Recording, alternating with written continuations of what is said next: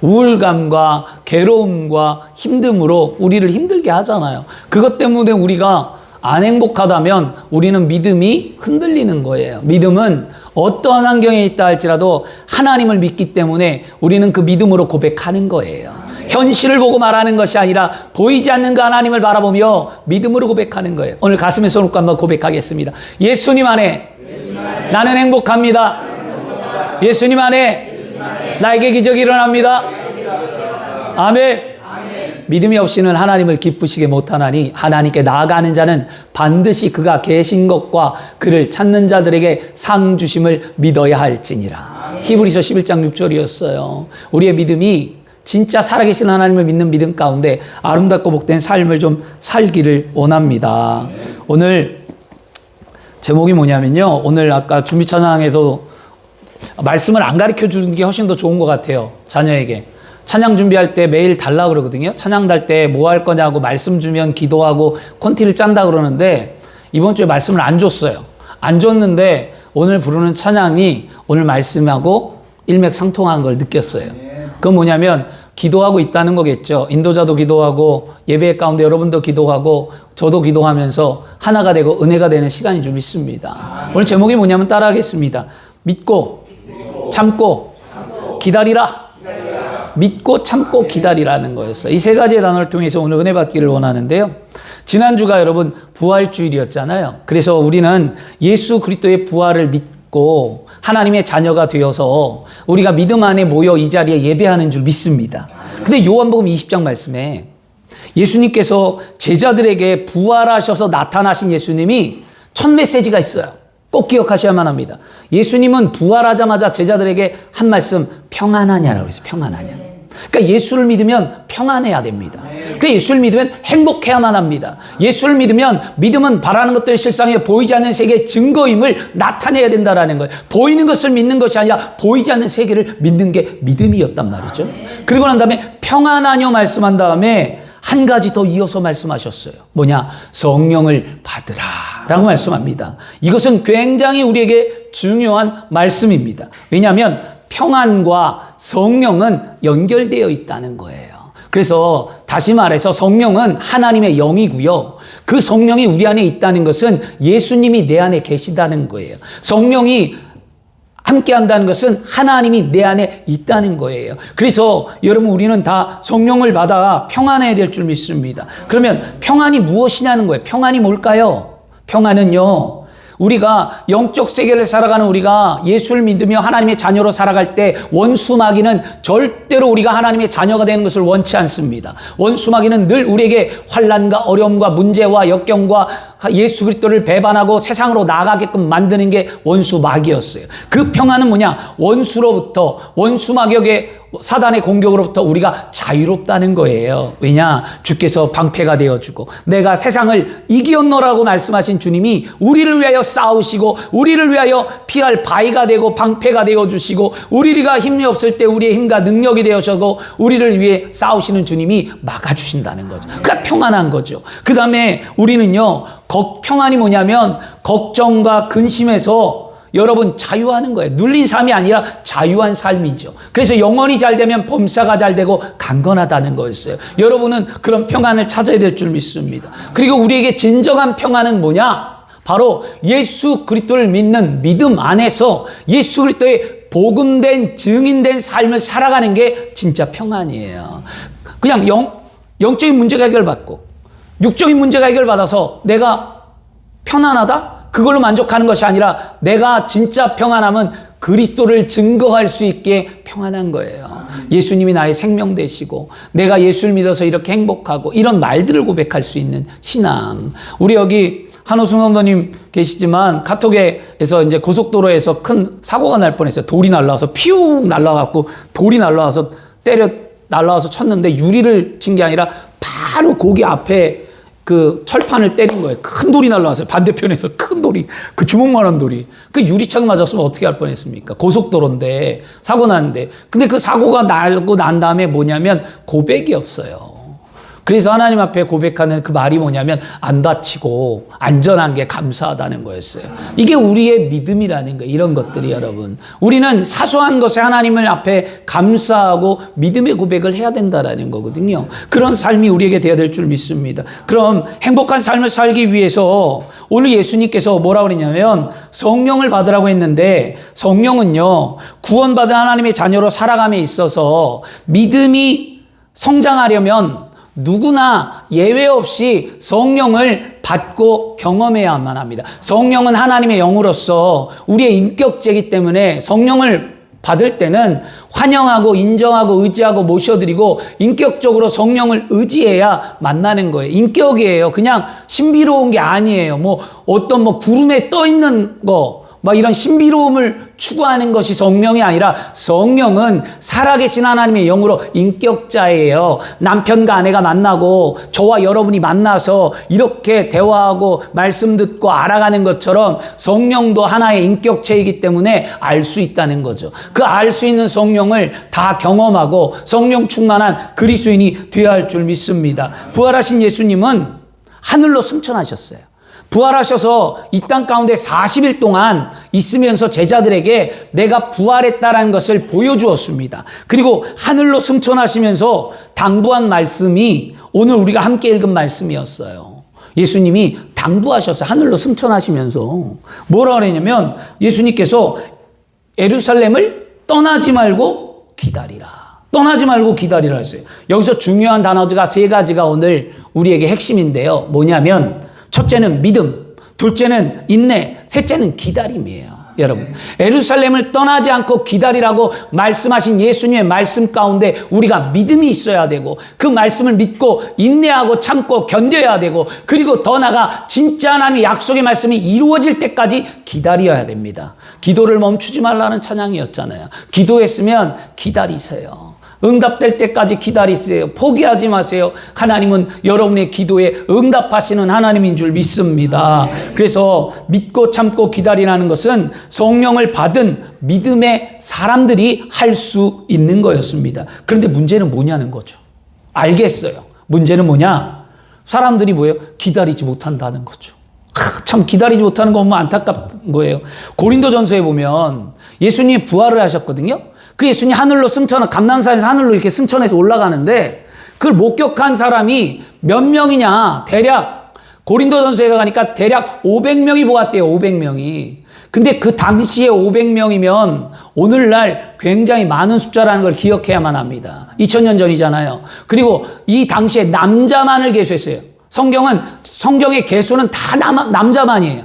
그러니까 500여 명의 사람이 남자가 500명이 예수님의 승천을 보았다면 남녀노소 어린아이까지 곱하면 대략 1500명에서 2000명이 예수님을 보았다는 거예요. 하늘로 올라가는 것을. 그리고 예수님의 말씀을 들었다라는 거예요. 그렇게 수많은 사람들이 오늘날로 따지면 어마어마한 숫자거든요. 그런데 여러분 실제로 예수님께서 말씀하신 성령을 받은 사람은 사도행전에 보니까 120명밖에 안 된대요. 380명은 성령을 받지 못하고 120명은 받았다라는 거예요. 예수님의 제자들이 왜 그렇게 되었냐는 거예요. 왜냐? 믿지 못했어요. 참지 못했어요. 기다리지 못했다는 거예요. 부활을 목격한 중에 380명은 기도하라는데 기도하지 않고 기다리라는데 기다리지 않고 믿으라고 하는데 믿지 않았습니다. 왜? 자신의 현실이 너무 바빴어요. 아이를 키워야 되고 생활을 해야 되고 사람과의 관계에서 깨어졌고 그 다음에 병들었고 환경이 힘들었고 여러 가지 자신의 삶에 놓여있는 것들이 예수님 앞에 오는 것을 가로막고 예수님의 약속의 말씀을 기다리는 것을 기다리지 못하게 했다는 거예요. 오늘날 우리의 현실하고 똑같다라는 거예요. 왜 교회 못 나옵니까? 왜 기도 못 하십니까? 왜 하나님을 찾지 못하십니까? 이유가 뭐냐고요? 이유는 다 존재합니다. 목사님 병들어서 못해요. 목사님 가난해서 안 돼요. 목사님 내가 정신이 너무너무 없어요. 내가 진짜 신경 쓰지도 못하겠어요. 지금 내 코가 석자예요. 내가 진짜 아들 때문에 자녀 때문에 너무너무 괴로워요. 물질이 나를 압박해갖고요. 하루하루 살아가는 게 너무너무 힘들어요. 그러면서 우리는 주님 앞에 나오는 것을 멀리 한다는 거잖아요.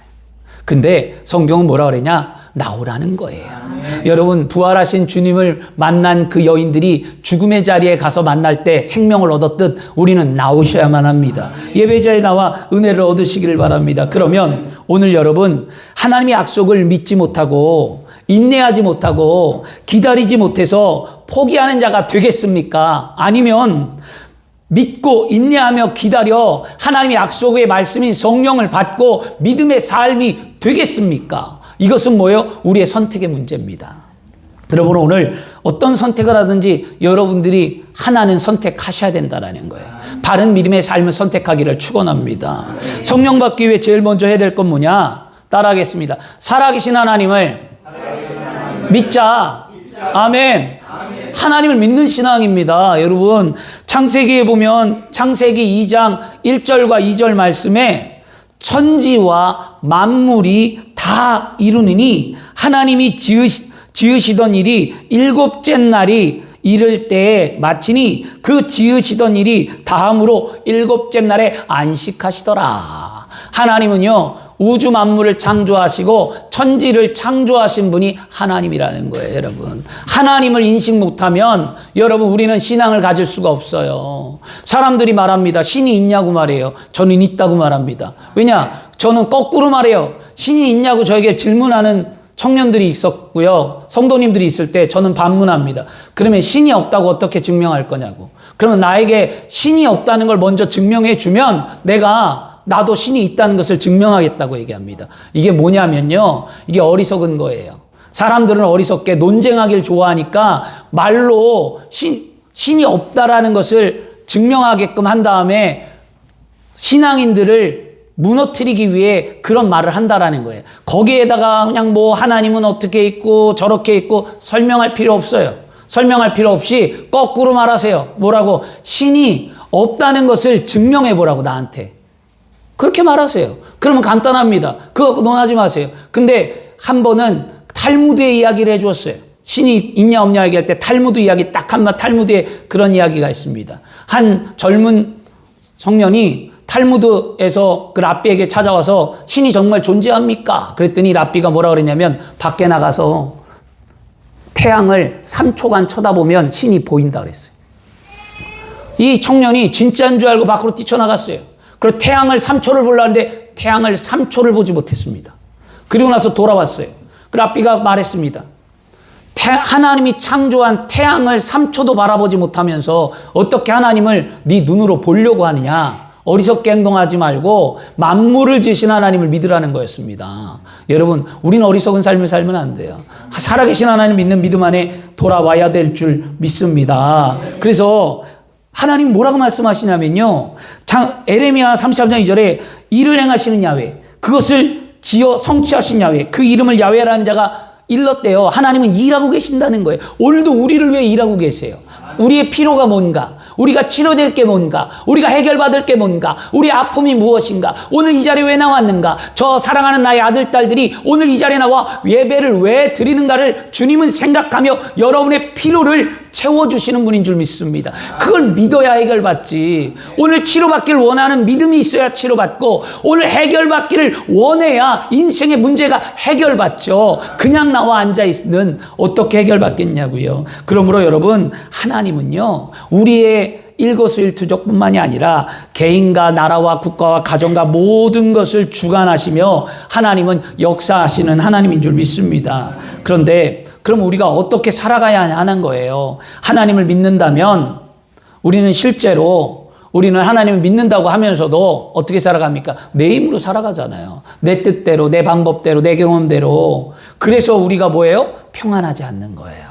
여러분, 분명히 아셔야만 합니다. 불안한 삶을 사는 거죠. 늘 걱정하는 거예요. 무엇을 먹을까, 무엇을 마실까, 무엇을 입을까, 어떻게 될까, 미래는 어떻게 될까, 걱정하죠. 미래에 대한 불안이 있고 상대방과 비교하면 열등감이 생기는 거예요. 저 집은 뭐 집을 샀더라, 저 집은 남편이 돈을 얼마나 벌었더라, 저 집은 자녀가 어떻게 되었더라, 그러면서 자꾸 비교하면서 열등감에 사로잡히시고요. 실패에 대한 두려움, 나이가 들어가는데 이제 점점 어떡하지? 노년에 어떻게 살아야지? 직장에서 명퇴하면 난 뭘 해야 하지? 그리고 두렵고, 우리 자녀들이 지금 자리를 못 잡았는데 우리 자녀들 어떡하지? 두려운 거죠.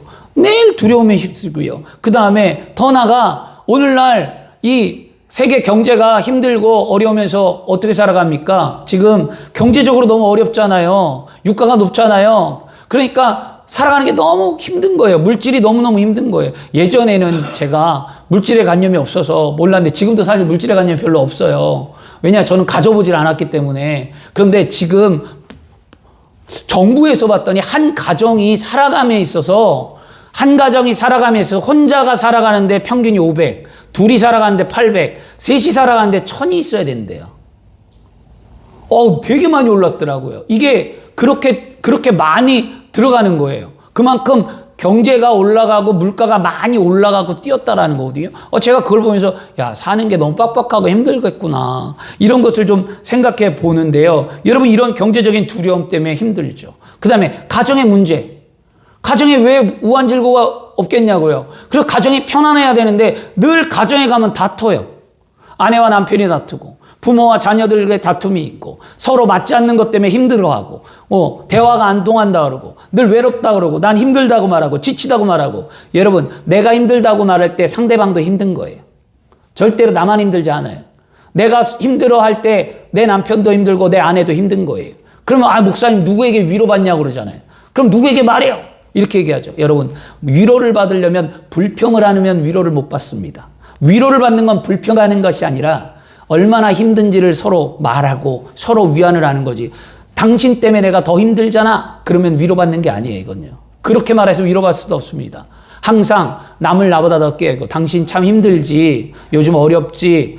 그래 나도 힘든데 얼마나 힘들겠어. 라고 얘기해야 서로 위로가 되는 거지. 내가 당신보다 더 힘들어. 내가 당신보다 더 많은 일을 해. 내가 당신보다 더 스트레스 받아. 나는 우리 집의 가장이야. 당신 얼마 벌어. 이렇게 얘기하면 이거 실제 있었던 상담 사례 이야기해드리는 건데요. 그렇게 하면 그 가정은 깨어져요, 여러분. 그러므로 우리는 가정의 문제 속에서 해결받으려면 그리스도의 은혜가 우리 가운데 있어야 될 줄 믿습니다. 막 웃으시는 분들이 있는데 막 찔리시는가 봐요. 이게 진짜 있었던 사례에 말씀드린 것 뿐이에요. 그러면 여러분 우리는 어떻게 믿음이 있어야 하냐는 거예요. 진짜 믿음은 뭐냐? 따라하겠습니다. 내 짐을 하나님께 맡기자. 아멘. 잠언서 16장 3절에 너희 행사를 야훼께 맡기라. 그리하면 너의 경영하는 것을 이루리라 말씀합니다.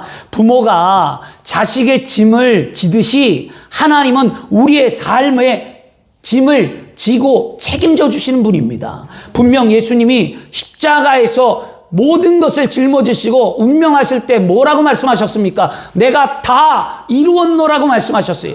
예수님의 다 이루었노라는 선언은 뭐냐? 여러분들의 모든 짐을 십자가 앞에 짊어지고 해결하셨다라는 거예요. 그래서 우리의 삶의 염려, 무엇을 먹을까, 무엇을 마실까, 무엇을 입을까 염려의 문제를 해결하셨어요. 우리의 죄의 짐, 세상에 타락하고 병들고 약하고 쓰러지는 우리의 죄악의 짐까지 십자가에 짊어지신 예수님을 바라보면 우리는 자유할 수 있습니다. 질병의 짐, 세상의 짐, 가난의 짐, 저주의 짐, 죽음의 짐 모든 것을 짊어지신 것이 십자가의 은혜라는 거예요. 그러므로 십자가 은혜를 바라보면 우리는 자유하고 평안하며 기쁘고 행복할 수 있는 거예요. 그래서 성경은 말합니다. 은혜의 보좌 앞에 어떻게 나오라? 담대히 나오라. 때를 따라 돋는 은혜를 얻고자 나오라는 거예요. 그래서 나와서 고백하는 거예요. 하나님, 오늘도 나의 연약함이 있었습니다. 믿음이 있었지만 흔들렸습니다. 하나님, 세상 후에 나아가서 이리 치우치고 저리 치우치고 살다가 오늘 이 시간 하나님을 믿는 믿음, 겨자씨만한 믿음, 다른 사람이 나를 볼 때 믿음이 없는 것 같지만 하나님 나는 이 믿음 갖고 왔습니다. 이게 우리의 고백이에요. 사실은요. 보여지는 믿음은 여러분 아무 소용없어요. 진실한 믿음, 정직한 믿음을 하나님은 원하십니다. 오늘 정직하게 고백해야 될 줄 믿습니다. 믿음은 정직해야만 합니다. 그 정직한 믿음 가운데 우리가 성실하게 믿음의 삶에 예배의 자리에 나와 하나님을 섬기고 예배해야만 합니다. 그 예배를 통하여 아름다운 열매, 거룩의 열매를 남겨야 하나님의 삶에 복된 그리스도인들이 되는 줄 믿습니다. 그거였습니다. 그래서 여러분 믿음은요, 하나님을 믿고 모든 것을 하나님께 맡기고 내 문제를 내가 붙잡는 것이 아니라 하나님께 믿는 믿음을, 하나님께 맡기는 믿음을 가질 때에 우리의 삶이 평안하고 그 속에 성령의 은혜가 임하게 되는 줄 믿습니다. 두 번째는 뭐냐면요. 성령밖에 둘째 우리는 뭐냐? 따라하겠습니다. 믿음으로 인내하자. 아멘. 믿음이 있다면 어떻게 하냐? 반드시 참고 견디는 시간이 필요해요. 어떤 분은 말합니다. 예수 믿으면 금방 좋아질 줄 알아요. 뭐 오늘 믿었으니까 내일 당장 될 줄 알고, 기도하면 당장 응답받을 줄 알고, 뭐 기도원 가서 기도하면 불이 떨어져 갖고 그냥 당장 해결받을 줄 알고, 뭐 그렇게 생각합니다. 그러나 그거는요, 안 그렇다라는 게 아니에요. 그런 일들이 일어납니다. 그건 뭐예요? 특별한 경우예요. 정말 여러분이 하나님께 특별한 사랑을 받을 땐 그런 일이 일어나지만, 진짜 보편적으로 신앙은 뭐냐? 기다림 가운데에 하나님의 은혜를 아는 거예요. 그래서 믿음은 기다리는 거예요. 여러분, 그래서 여러분, 우리가 살아계신 하나님 믿고 예수님의 약속을 말씀을 믿으면 뭐냐? 삶을 살아가는데 우리가 참아야 할 것들이 있다는 거예요. 믿음으로 살아가면서 참아야 될 게 뭘까요? 여러분, 의심하면 안 됩니다. 하나님을 절대 의심하지 마세요. 될까? 기도했는데 이럴까? 의심하는 자는 여러분 절대 응답 못 받습니다. 기도하고 의심하지 않기를 바랍니다. 그리고 두려워하지 마세요. 여러분. 그리고 우리는 두려워하지 않는 삶을 꼭 사셔야 되고요. 그 다음에 분노하지 마세요. 여러분. 우리 안에 분노가 있을 때 주님을 바라보며 그 분노를 잠재우셔야만 합니다. 주님 붙드세요. 화가 날 때, 분노할 때. 그리고 낙심하지 마세요. 낙심해서 절망 가운데 놓여 있어서 일어나지 못하고 힘들어해서 주저앉아 있고 그 환경에 여러분 힘들어 아파하지 마십시오. 그리고 환경의 어려움, 이런 것, 사람에 오는 상처, 이런 것들 우리는 어떻게 할까요? 우리는 견뎌내야만 합니다. 이거 누가 해결해 주지 않아요. 어떤 분은 말합니다. 목사님, 저는 사람에게 늘 상처를 받아요. 사람에게 상처를 받는데 그걸 누가 해결해 주겠냐고요. 사람에게 상처받는 건 내가 견뎌내야만 합니다. 여러분, 견뎌야 단단해지는 거예요. 여러분, 비 온 후에 땅이 굳어지고 단단한 것처럼 사람과의 관계도 부딪히고 그러면서 성장하고 믿음 안에서 속상하고 힘든 거, 어려움을 만나면서 단단해져 가는 거거든요. 그런데 그 과정은 싫고 오직 그냥 기쁨만 있고 은혜만 있고 하나님만 바라보기를 원하는데요. 신앙은 그런 게 아니에요. 신앙은 견뎌내는 거예요. 부딪히는 거예요. 여러분, 부부가 어떻게 오랜 세월 살아갑니까? 안 싸우고 살아가는 사람 있습니까? 3, 40년 믿어도 안 싸우는 사람 있어요? 그거는 성자예요. 안 싸우지 않아요. 다 싸워요. 근데 부부가 싸우면서 뭐 합니까? 싸우면 싸울수록 뭐예요? 정이 든다는 거예요. 여러분, 부부는 그렇더라고요. 싸우면 싸우면서 정이 들고 단단해지고 또 나중에 뭐 합니까? 내성이 생기잖아요. 그런 말을 해도 나중에는 웃고 넘어갑니다. 처음에는 왜 나한테 그런 말을 했냐고 막 눈에 쌍심지를 키고 그냥 인상을 쓰고 싸우던 부부가 나중에 그런 말을 해도 그러든지 말든지 이제는 하도 들어갔고 괜찮다는 거예요. 그리고 넘어가죠. 그게 뭐예요? 다져졌다는 거예요. 마음이 그만큼. 믿음도 똑같은 거예요. 여러분, 진짜 믿음은요, 뭐냐면 우리의 진짜 믿음은요, 우리가 인내한 가운데 하나님 앞에 믿음을 갖고 나가는 것은 우리가 그 어려움을 참고 견디는 게 진짜 믿음인 줄 믿습니다. 오늘도 견뎌내시길 바랍니다. 이스라엘 백성들이요, 여러분 성경에 보니까 이스라엘 백성들이 출애굽을 하는데 그들이 출애굽을 해서 하나님이 젖과 꿀이 흐르는 가나안 땅에 들어가는데 딱 2주면 들어가요. 14일에 보름이에요. 보름이면 가는 길이었고요. 가나안 땅이었는데 근데 그들이 그 가나안 땅을 들어가지 못하고 무려 40년의 유랑 생활을 하게 됩니다. 그 이유가 뭐냐는 거예요. 그들이 인내하지 못했기 때문이에요. 그들은 조금만 힘들면 불평해요. 아, 왜 이렇게 힘들어요? 아, 목이 말라요. 배고파요. 물이 없어요. 불안해요. 힘들어요. 더워요. 추워요. 그들은 조금만 힘들면 불평했다는 거였어요. 그리고 나중에 뭐라면 포기합니다. 안 가면 안 돼요. 안 할래요. 그리고 애굽으로 다시 돌아가고 싶어요. 과거로 돌아가고 싶어요. 옛날로의 삶이 나는 더 좋아요. 라고 말했다는 거였어요.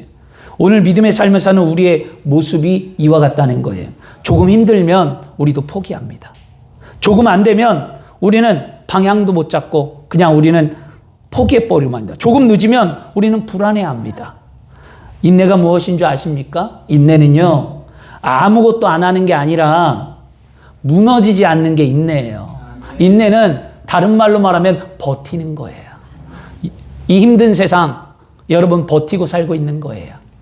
힘든 가정사, 버티고 살고 있는 거예요.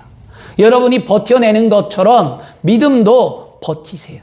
여러분, 왜 가정은 꿋꿋이 버티고 세상에서 꿋꿋이 버티는데 왜 믿음은 포기하고 믿음은 왜 주저앉고 믿음은 왜 오히려 나의 삶보다 못한 삶을 살아가려고 하십니까? 여러분, 믿음도 버텨내는 거예요. 힘들어도 나오는 거예요. 힘들어도 기도하는 거예요. 힘들어도 물질 심는 거예요. 힘들어도 전도하는 거예요. 힘들어도 봉사하는 거예요. 힘들어도 하나님이 원하는 그 길을 걸어가는 거예요. 이게 우리의 믿음인 줄 믿습니다. 이스라엘 백성들이 모세가 시내산에 올라가서 십계명을 받을 때 이스라엘 백성들이 못 기다렸어요. 40일을 모세가 기도하고 내려오는데 이스라엘 백성들이 못 기다리고 뭐 하는 줄 아십니까? 금송아지를 만들고 우리의 신이다 라고 얘기했습니다. 그리고 그들이 실패하죠.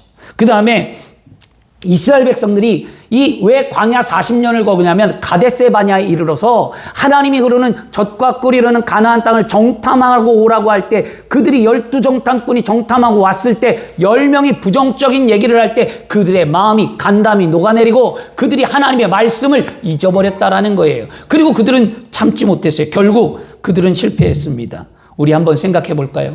여러분이 자녀들 생각해 보세요. 공부하다가 아니면 취업하다가 힘들고 지치면 자녀들 포기해 버려요. 그죠? 그러면 우리를 생각해 볼까요? 우리는 모든 삶 속에 관계가 힘들면 어떻게 합니까? 사람과의 관계가 힘들면 그냥 끊어버려요. 냉청하게. 나 저 사람하고 관계 안 만나면 되지 뭐. 저 사람 나한테 도움 안 되니까 뭐 나 괜찮아. 그리고 끊어버려요. 그 다음에 더욱이 믿음의 생활을 하다가 믿음이 조금 들어간다 싶다 하더라도 믿음이 좀 흔들리면 나 교회 안 가. 나 믿음 안 가져. 나 믿어도 소용없어. 그리고 우리는 흔들린다는 거였어요. 여러분, 성경에 믿음의 조상이었던 아브라함도요, 참지 못해서 실패했습니다. 왜냐? 아브라함은 흉년을 참지 못하고 애굽으로 내려감으로 실패했어요. 그리고 자식을 기다려서 낳아야 되는데 하갈을 취하여 그 이스마엘을 낳음으로 인해 그 또한 실패의 경험을 합니다. 말씀을 통해 분명히 오늘 깨달으십시오. 인내가 없는 믿음은 열매가 없습니다. 하나님의 약속을 믿음을 가지고 참고 인내하며 기다리는 자에게 주시는 하나님의 축복입니다. 예수님께서 약속의 말씀을 믿지 않고 기다리지 않았던 제자들은요, 힘들다고 기도도 포기했고요, 멈춰버렸습니다. 그것이 380명이었어요. 그런데 끝까지 믿고 기다린 제자는 사도행전에 보니까 120명이 성령을 선물로 받았다라고 말합니다. 주 안에 사랑하는 여러분, 인내하는 자에게 하나님은 축복해 주십니다. 그러면 한번 내 자신을 뒤돌아보길 바랍니다. 오늘 나는 무엇을 참지 못하고 있지? 감정인가? 아니면 상황인가? 아니면 사람인가? 어떤 것에 나는 인내하지 못하고 참지 못하고 이렇게 살아가지? 생각해 보시길 바랍니다. 우리가 살아가는 믿음의 삶에 있어서 분명한 것은 조급함은 문제를 낳지만 인내는 하나님의 약속인 축복을 이룬다라는 사실을 오늘 분명히 깨닫고 우리는 인내하는 믿음을 달라고 기도하시길 바랍니다. 그리고 인내하는 자에게 성령을 하나님은 선물로 반드시 주시는 줄 믿습니다. 세 번째 마지막은요, 성령 받기 위해서 우리가 해야 될 건 뭐냐? 따라하겠습니다. 하나님의 때를 기다리자. 아멘. 예수님이 제자들에게 오늘 뭐라고 말씀하셨어요? 떠나지 말고 기다리라. 떠나지 말고 기다리래요. 오늘 하나님이 우리에게 오늘 예배 가운데 뭐라고 말씀할까요? 여러분이 이름 석자 아시는 하나님, 내 이름 석자 아시는 하나님이 아무개야, 날 떠나지 말고 기다리라. 이곳에서 기다리라는 거였어요. 이 질문은 항상 우리에게 이렇게 다가와요. 기다리라고 하면 이런 말을 하죠. 뭐라냐? 언제까지 기다려요? 언제까지 기다리냐는 거예요. 제가 하나님 앞에 묻고 싶었던 거예요. 하나님, 언제까지 기다려요? 제가 요즘 하나님께 그거 묻는 거거든요. 하나님, 언제까지죠?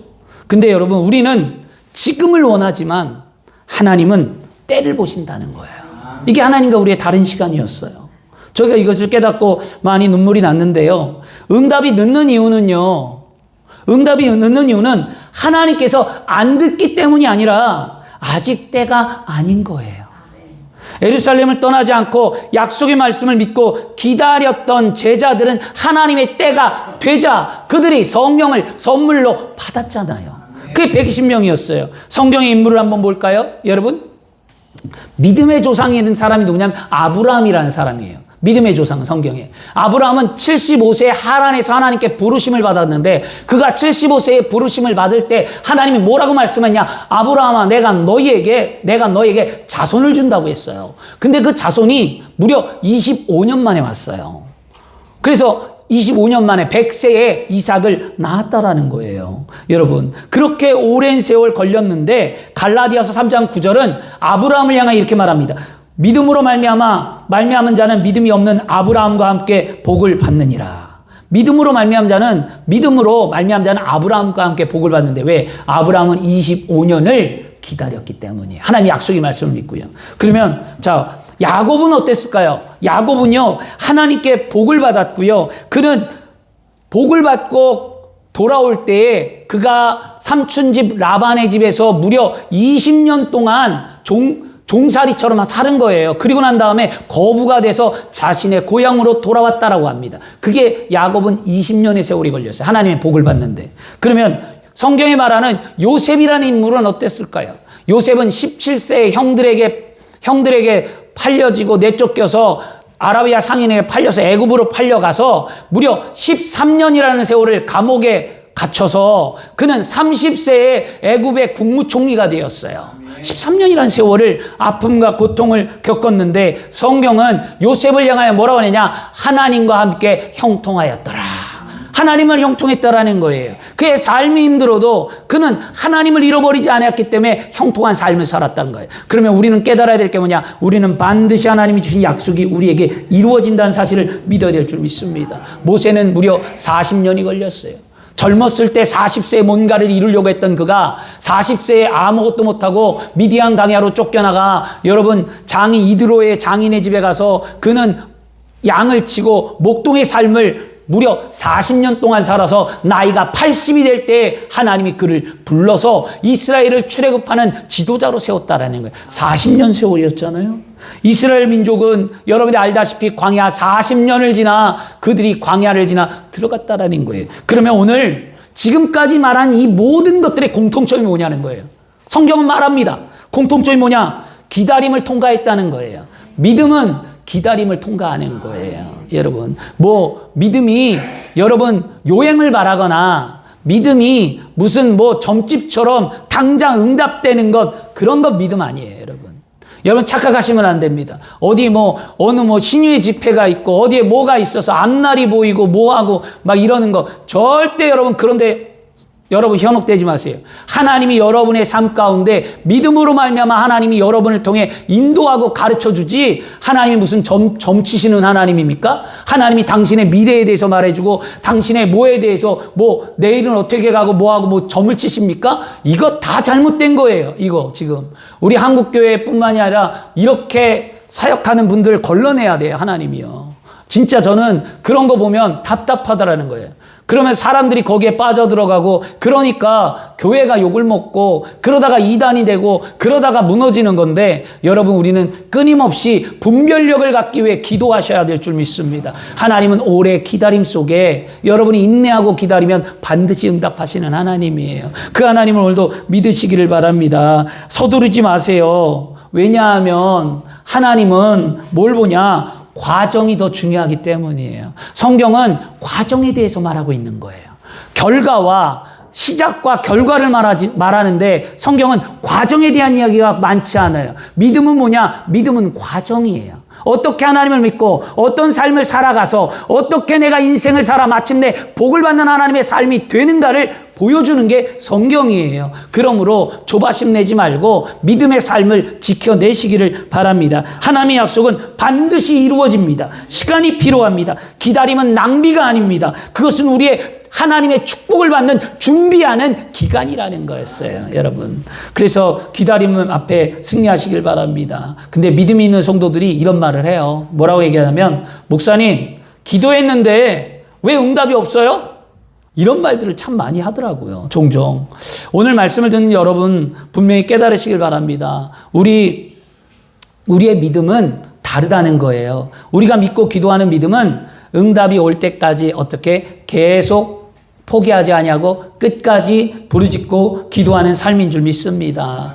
기도하면 유명한 목사님 있잖아요. 여러분, 조지 밀러 목사님, 고아의 아버지. 그 조지 밀러 목사님, 그 3만 번의 기도 응답받았던 조지 밀러 목사님의 일학 가운데 두 가지가 있는데요. 이제 참 감동된 거였어요. 뭐냐면 조지 밀러 목사님의 친구의 아들이 예수를 안 믿는 거예요. 친구의 아들을 위해서 목사님이 몇 년 기도했냐? 40년을 기도했어요. 40년을 기도했고요. 그 아버지, 친구가 죽는 날 그 아들이 예수 앞에 돌아왔다라는 거예요.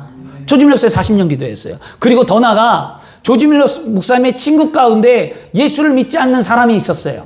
근데 몇 년이 걸렸냐? 63년 8개월이 걸렸어요. 친구가 예수 믿는데 63년 8개월. 근데 조지 밀러 목사님이 뭐라고 말했냐? 이렇게 말합니다.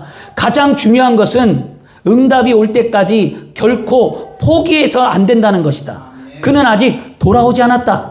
그러나 반드시 돌아올 것이다. 왜냐하면 변함없는 하나님의 약속이 있기 때문에 나는 그것을 의지한다. 라고 말했습니다. 정말 조지 밀러 목사님이 이렇게 말하고 세상을 떠날 때에 그 친구가 예수 앞에 돌아왔다는 거예요. 여러분의 가족을 위해 포기하지 마십시오. 여러분의 자녀를 위해 포기하지 마십시오.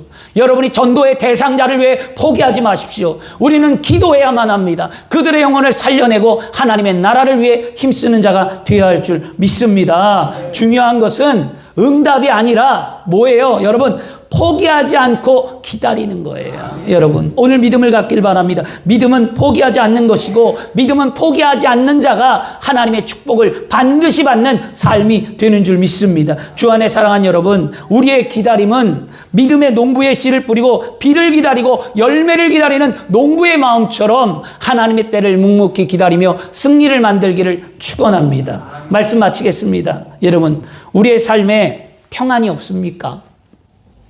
그래서 불안하고 답답하고 안 풀리십니까? 그렇다면 나의 삶을 점검해야만 합니다. 무엇을 점검하냐? 따라하겠습니다. 나는 하나님을 정말 믿고 있는가? 믿고 있는가 점검해봐요. 또 한번 고백하겠습니다. 나는 지금 믿음으로 참고 있는가? 참고 있는가를 견뎌봐요. 여러분. 생각해보세요. 그리고 세 번째 따라합니다. 나는 끝까지 기도하며 기다리고 있는가? 아멘. 여러분 생각해봐요. 그러고 있는가? 믿음, 인내, 기다림, 이 세 가지는 하나님은 반드시 이 세 가지 속에 역사하십니다. 그리고 믿음, 인내, 기다림은 이 세 가지가 없으면 신앙은 없는 거예요. 여러분, 예수님께서 말씀하신 성령을 받지 못한 사람들, 그 380명, 500명이 예수님의 제자였는데 380명이 떠나갈 때 그들은 뭐 했습니까? 예수님의 약속을 믿지 못했어요. 예수님의 약속을 믿지 못하고 그들은 예루살렘을 떠나갔으며 예수님의 말씀에 인내하고 참고 기다리지 못했기에 성령을 받지 못했습니다. 그리고 그들은 성령을 받기까지 늘 기다렸던 120명보다 먼저 떠나갔다라는 거예요. 그러면 우리의 삶이 여러분 평안하지 않다는 건 무엇인가를 생각해 보기를 원하고요. 여러분 380명처럼 떠나가지 마세요. 120명처럼 남는 자가 되기를 바랍니다. 그래서 하나님이 주신 성령을 선물로 받아 우리의 신앙이 더욱더 견고해지고 이 땅을 살아가며 아름다운 삶을 살기를 바랍니다. 복을 받기를 원하시죠? 문제 해결 받기를 원하시죠? 치료 받기를 원하시죠? 삶이 나아지기를 원하시죠? 그러면 먼저 하나님 위로부터 내려오는 하나님의 은혜의 선물인 성령을 받기를 바랍니다. 성령을 받아야 기도함의 능력이 나타나고 성령을 받아야 치료의 역사가 나타나고 성령을 받아야 막혔던 환경의 문이 열어지고 성령을 받아야 아름다운 삶을 살아갈 수 있게 되는 줄 믿습니다. 그래서 믿고 참고 기다리는 자에게 하나님이 주시는 좋은 성령의 선물을 받는 저와 여러분이 되기를 그리스도 이름으로 축원합니다. 기도하겠습니다. 좋으신 아버지 하나님 감사합니다. 오늘 하나님 믿음의 삶을 살아가기를 원합니다.